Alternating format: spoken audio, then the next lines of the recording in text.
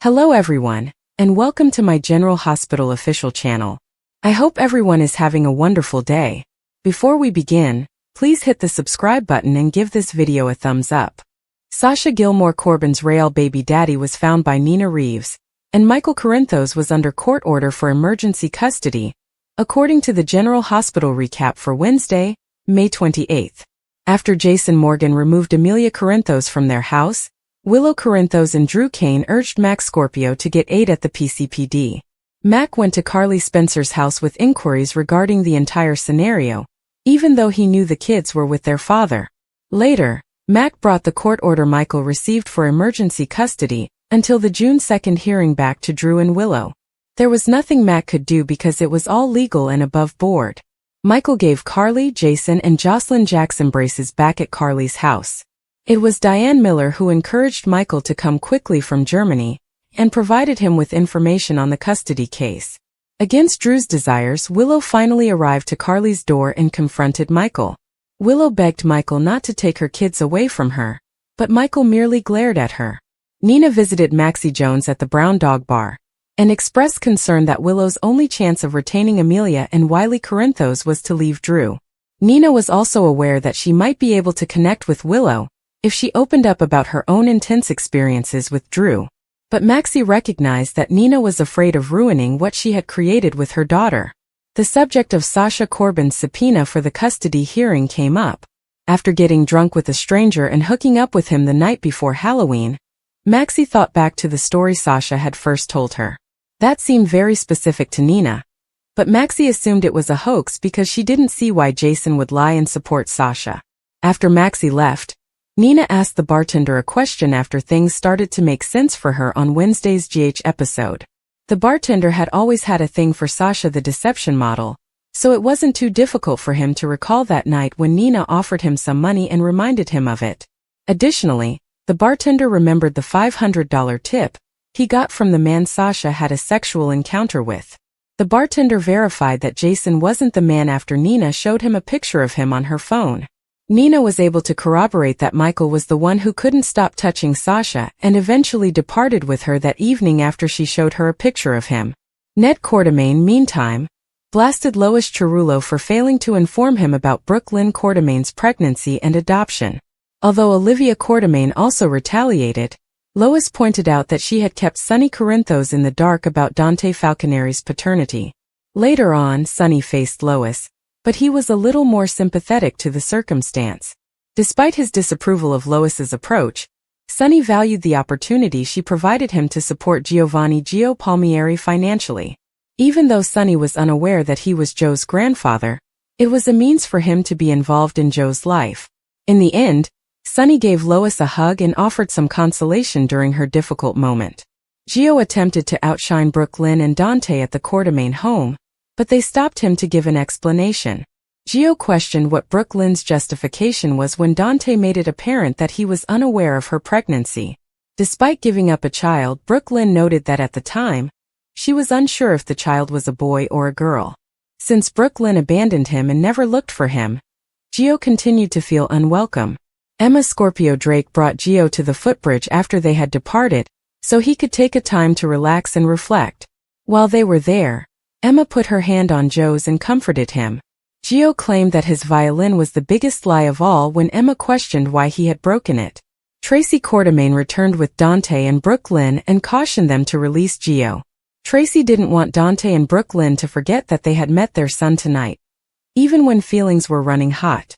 When Dante questioned Brooke Lynn in private about her deceit, she maintained that she was just a scared adolescent.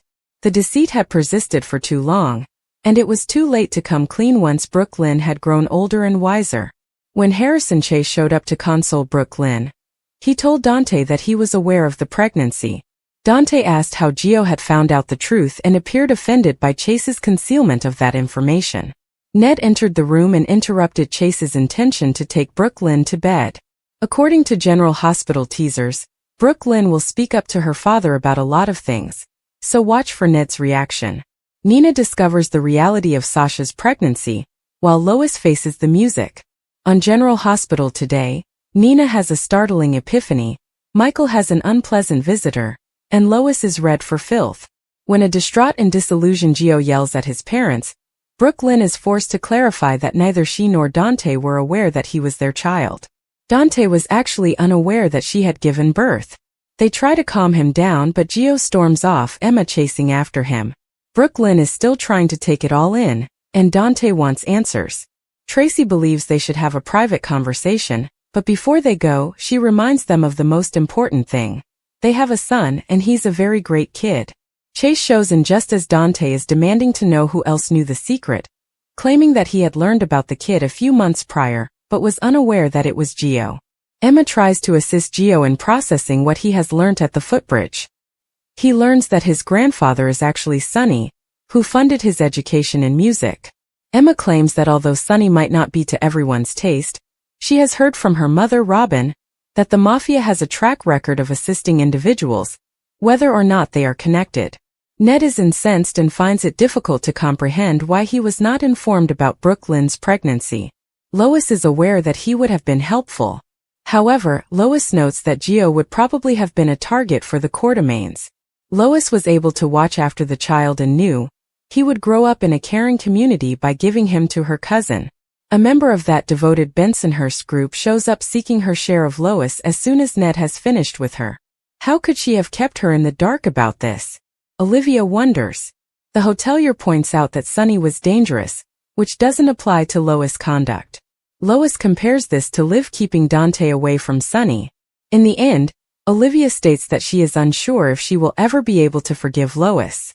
Speaking of Sonny, he soon shows up and is considerably nicer and softer with Lois despite being obviously troubled by this realization. He notes that Gio might have desired his extended family following Camila's passing, but Lois claimed that the boy's bond with the lady he thought was his mother was so deep that she didn't want to break it.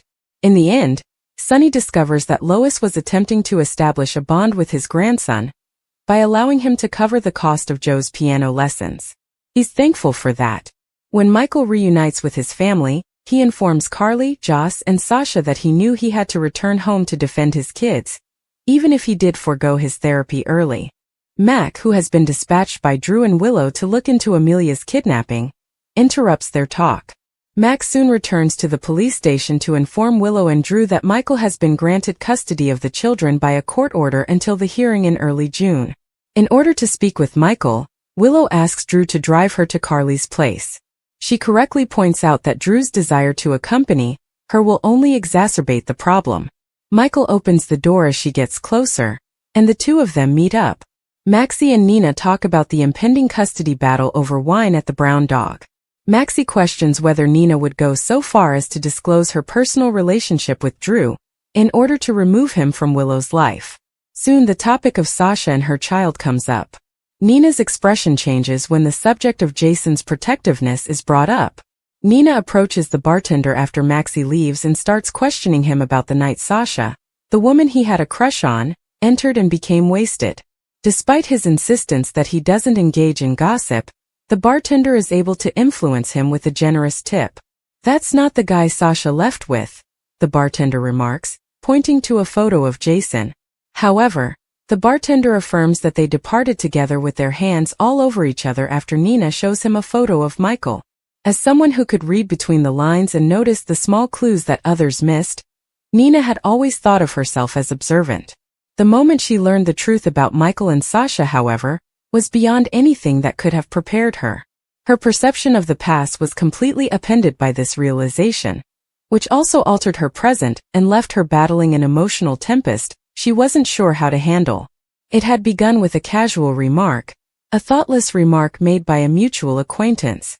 Nina initially brushed it off as hearsay, just another rumor in the never-ending cycle of rumors that went around in their social circle. She couldn't deny the nagging sensation that there was more to the narrative, though, because the seed had been sown. Little aspects that had never seemed important before started to catch her attention. Michael's mild tenseness whenever Sasha's name was mentioned in a conversation. When Nina brought up Sasha's child, a toddler with brilliant eyes and a contagious laugh, he had a wary expression on his face. The way he constantly shifted the conversation when it came to fatherhood or parenting, as though the subject matter was a minefield he desperately tried to avoid. She initially convinced herself that she was dreaming. She had never had any reason to suspect Michael.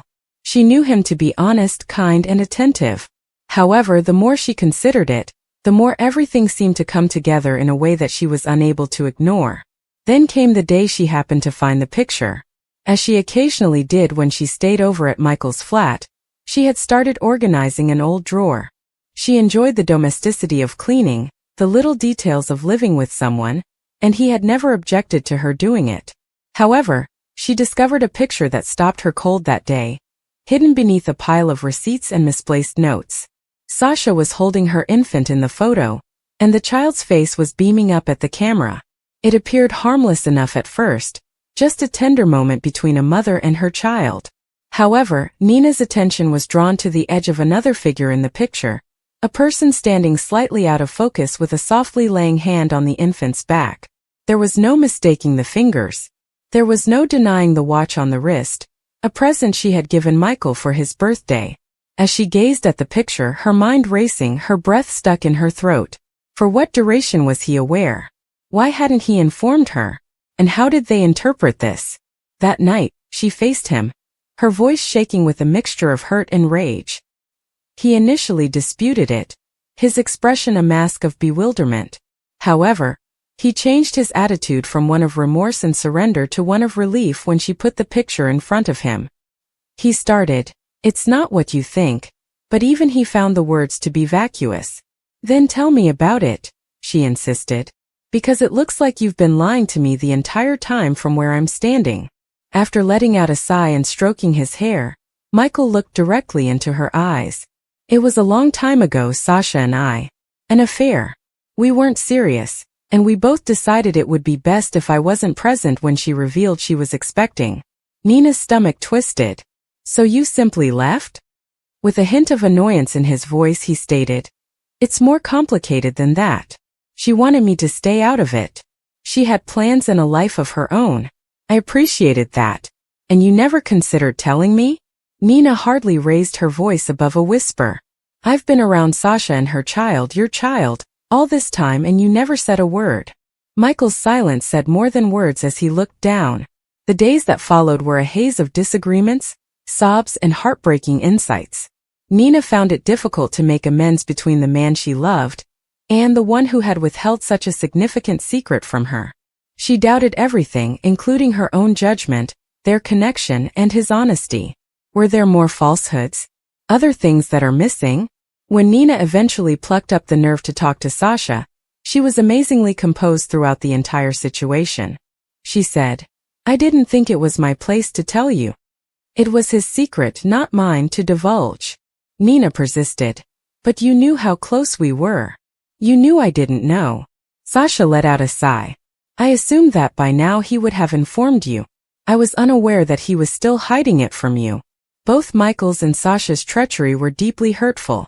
Nina had trusted her and thought of her as a friend. She now questioned whether their friendship had been based on unsaid lies and half-truths. Nina began to distance herself from Michael and Sasha in the weeks that followed. She required time to reflect and process. Every encounter was laced with the weight of what had been kept unsaid for so long, making the casual camaraderie she had formerly shared with them feel forced. Michael made an effort to apologize. He frequently expressed regret and pledged to be completely transparent going forward. If Nina agreed, he even proposed contacting his child and attempting to build a relationship. However, the harm was already done. Once lost, trust was difficult to regain. Nina had lost her sense of what she desired. She still had feelings for Michael and had faith in the future they had planned together.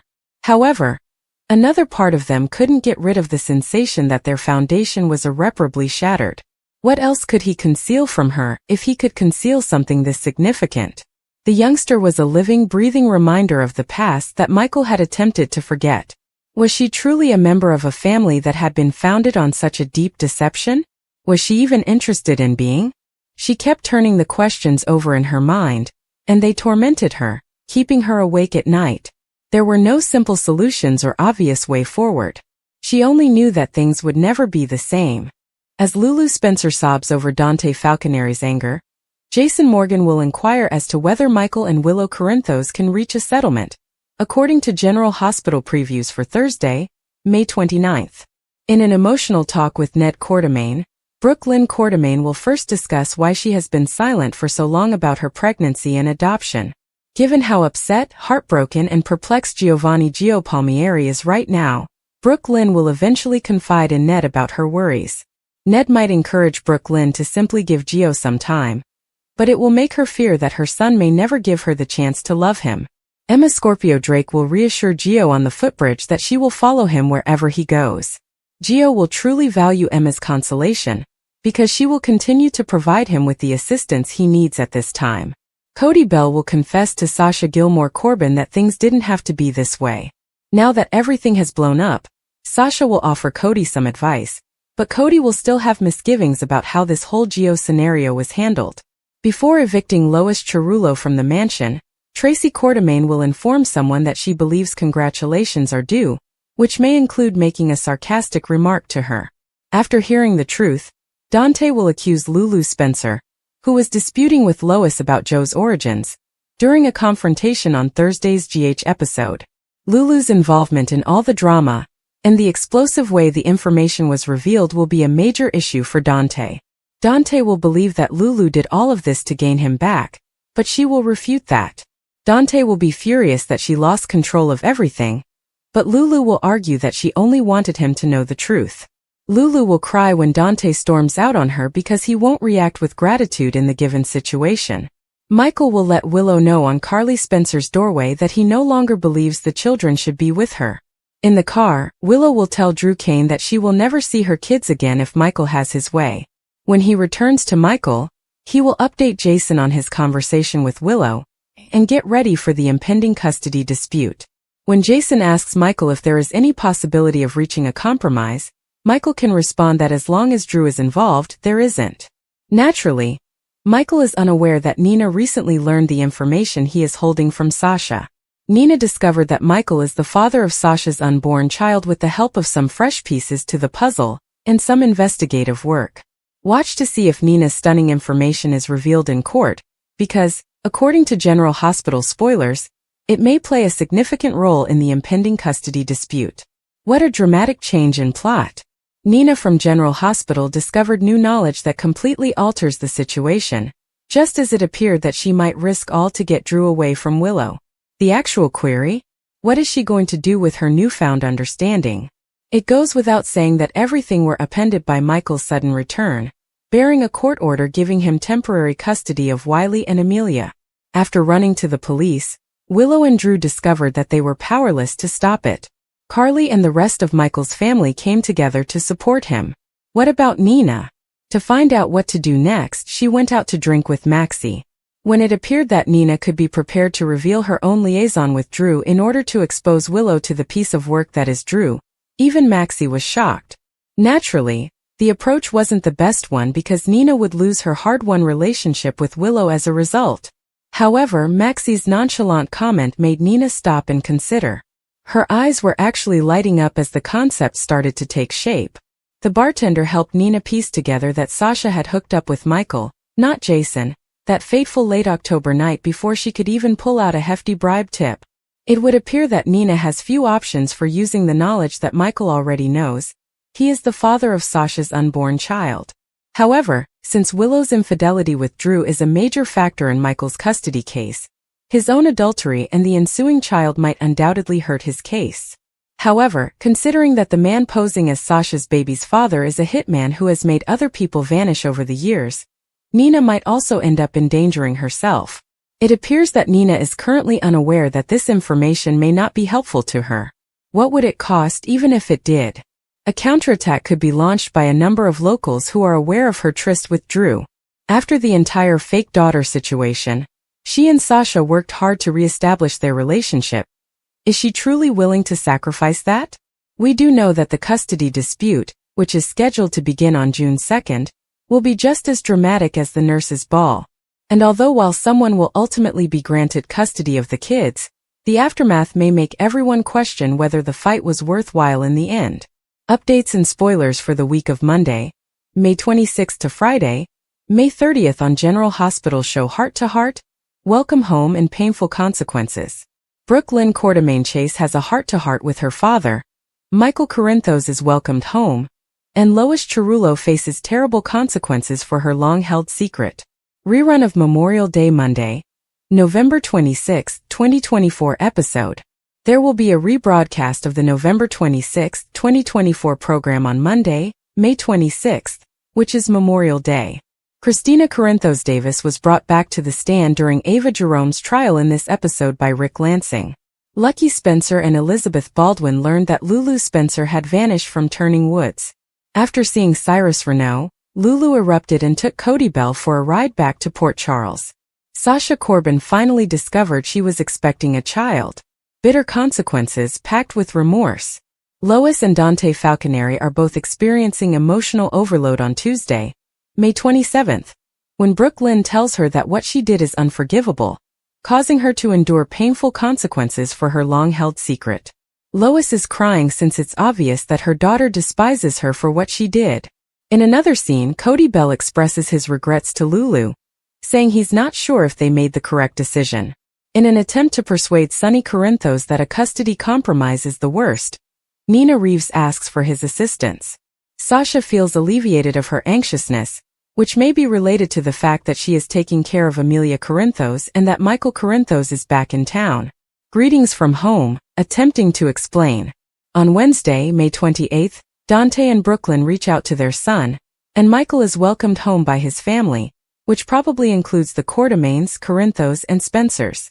They will attempt to explain to Gio Palmieri that Dante was unaware that he had a son with Brooke Lynn, and that neither of them realized he was their son. It won't help that Dante blamed Gio for Rocco Falconeri's recent near-death experience. Harrison Chase, Brooke Lynn's husband, will confess in the interim. Nina confides in Maxie Jones in another place. Heart-to-heart, furious argument. On Thursday, May 29, Brooklyn tries to explain what transpired at camp that summer, and has a heart-to-heart with her father, Ned Quartermain. In another scene, Dante approaches Lulu. He is likely to be upset and want to know why she kept what she knew about Gio from him. Michael and Jason Morgan debrief in the interim. It's clear that they have a strategy in place. In another scene, Sasha gives Cody advice on current affairs, revealing that the two would-be lovers had rekindled their conversation as first cousins. Trina Robinson and Kai Taylor advanced their relationship in the meantime. Requests and reconnections. On Friday, May 30th, Michael asks Sasha to do something while Laura Collins reestablishes her relationship with Elizabeth Baldwin. Ava gives Nina advice on what to do next in the meantime, most likely in relation to the custody dispute between Michael and Willow Corinthos over her grandkids. Regarding Curtis Ashford, he is apprehensive. Will this be about Aurora Media, given Michael's return, or is it more personal, involving his once again strained marriage? At last, Christina, Lucky, and Alexis Davis get together. As viewers will remember, she eventually told Christina about the blackmail scenario. It appears that the three will devise a strategy to defend themselves. According to General Hospital teasers, Michael Corinthos is back to pick up his kids. Michael is once again embroiled in a lot of controversy after his return. Michael's children have been seized by Willow Corinthos and placed with Drew Kane. To defend his children, Michael is at home. Willow Corinthos and Drew Kane won't be together for long. Diane Miller, who represents Tracy Quartermain, whom Drew had set up for his ketamine trip with a stripper, is about to confront Drew.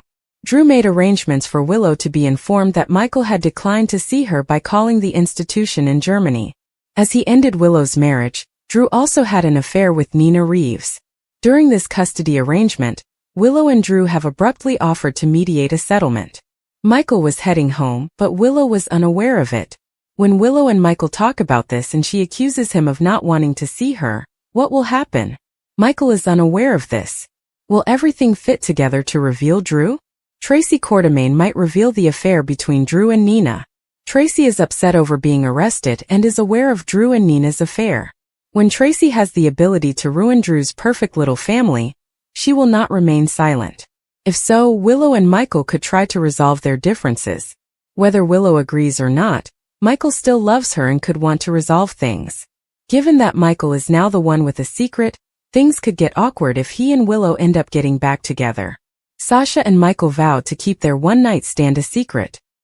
Here, Michael is reuniting with his wife and having a child with another woman, much like Sonny Corinthos did.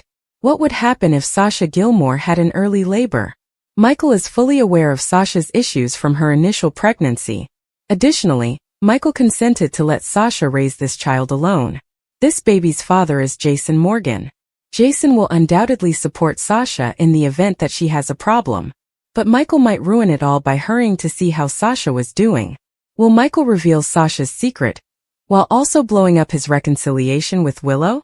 Michael is aware that Jason is capable of caring for Sasha and the infant, but will he let him? In order to prevent Michael from losing his children, would Michael ultimately blow up all the effort Jason and Sasha have put into this lie? Jason stood with his arms folded across his chest in the center of the living room, a look of hope mixed with frustration on his face. Willow sat on the couch, her fingers twitching uneasily in her lap, while Michael leaned against the wall opposite him, his jaw set stubbornly. Unspoken words hung between them like a dense fog, creating a thick tension in the air. They felt as though they were on opposing sides of an insurmountable chasm, after weeks of arguments, lost relationships, and accumulated misunderstandings. Jason, however, wasn't prepared to quit up. Taking a deep breath, he asked the question that had been on his mind for days in a steady but urgent voice. "Can the two of you just compromise?" was a phrase that hung in the quiet, full of uncertainty and possibilities. Willow bit her lip and looked down at her hands as Michael's eyes flitted toward her. They didn't want to lose what they had, but they also didn't want to acknowledge defeat. Make a concession. Theoretically, it seemed straightforward. Meet in the middle, give a little, take a little. However, in reality, it was a jumble, entangled with pride, anxiety, and the unwavering conviction that their own path was the correct one. With his heart racing, Jason watched them in the hopes that they would somehow close the distance before it was too late. For Michael, the concept of compromise had always been difficult. He was a man with strong beliefs who felt that he should always stand his ground. To him, making even a small concession was equivalent to giving up control and acknowledging that his beliefs weren't as strong as he had always believed. However, he had recently started to question whether his tenacity was a virtue or a weakness. He was exhausted after every argument with Willow, with the same issues coming up time and time again without any conclusion. He detested the way her voice grew softer, as though she was already bracing herself for failure, and the way her face slumped when he refused to move. To prove he was correct, a part of him wanted to dig his heels in farther. Another part, though one that had been getting louder, murmured that perhaps losing her wasn't worth being correct. Something changed in Michael when Jason asked if they could reach a compromise. It was the first rift in the barrier he had erected around himself, but it wasn't acceptance yet. In contrast, Willow had always been the mediator. She detested disagreement because it caused her stomach to turn into knots. She was usually the first to concede, putting aside her own wants in order to maintain harmony. However, things were different this time. The stakes felt too great to be taken lightly this time. She couldn't continue to act as though her feelings weren't important, even though she felt for Michael more than she had ever imagined. She felt smaller the more she caved in, until she hardly recognized herself. Her initial reaction to Jason's query was to reply yes, to settle the matter like she always did. Then she stopped. Did she truly desire that? Or was it simply what she believed she should do? She gave herself permission to think for the first time that perhaps making a compromise did not entail giving up. Perhaps it meant figuring out how to win for both of them. With his own nervousness gnawing at his chest, Jason observed their wordless conversation. He was the one who initially brought them together and who, long before they had acknowledged it to themselves, had noticed a connection between them. It hurt to see them this way, so near but so far away. He was aware of their mutual hurt and how much they cared for one another. However, love wasn't always sufficient. It required effort, perseverance, and yes, compromise. He had witnessed relationships fail because neither partner was prepared to compromise, and he couldn't stand the idea of that happening to them.